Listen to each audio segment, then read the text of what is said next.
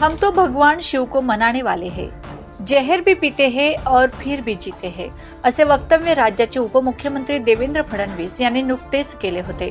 या पाठीमागे त्यांचा उद्देश फार महत्त्वाचा होता। त्यांना राज्यातील जनतेला कमी शब्दात बरंच काही सांगायचं होतं। 2014 साली राज्याचे मुख्यमंत्रीपद भूषवताना राज्यहिताचे अनेक निर्णय त्यांनी घेतलेत। त्यात सर्वाधिक डोकेदुखी ठरणारा विषय म्हणजे मराठा आरक्षण। या आरक्षणावरून त्यांच्यावर अत्यंत खालच्या पातळीत जरांगेसारखा मराठा उपोषणकर्ता अभ्यासाविना जे तोंडात येईल तो बोलून राज्याच्या उच्च पदस्थ असलेल्या उपमुख्यमंत्री देवेंद्र फडणवीस यांच्यावर निशाणा साधला।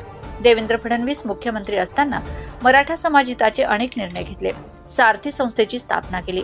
सारथीच्या माध्यमातून मराठा तरुणांना स्पर्धा परीक्षा, व्यावसायिक कर्ज अशा अनेक योजनांअंतर्गत मराठा समाजाचा सर्वांगीण विकास साधला। मराठा समाजाला आरक्षण देऊन ते टिकवणं असेल, अण्णासाहेब पाटील महामंडळाद्वारे कर्ज योजना असेल, असे अनेक फायदे पोहोचवले। असे असताना देखील शेवटी याच समाजाचा उपोषणकर्ता मनोज जरांगे कशा भाषेत बोलत होते हे महाराष्ट्रातील जनतेला ज्ञात आहे। ते वेगळं सांगायची गरज नाही। 2022 मध्ये पक्षाच्या आदेशानुसार उपमुख्यमंत्री पदावर रुजू होऊन राज्यहिताचे कार्य केले। अनेकदा विरोधकांनी देखील अशा प्रकारे चक्रव्यूह रचण्याचा प्रयत्न केला, पण देवेंद्र फडणवीस यांनी सर्व वादळ पेलवलीत। राज्याचे मुख्यमंत्री व उपमुख्यमंत्री पदाची शपथ घेताना देखील स्वच्छ निर्मळपणे त्यांनी माझी कामे निष्ठापूर्वक व शुद्ध बुद्धीने पार पाडेन असे आश्वासन राज्यातील जनतेला दिले व त्याला ते जागले देखील।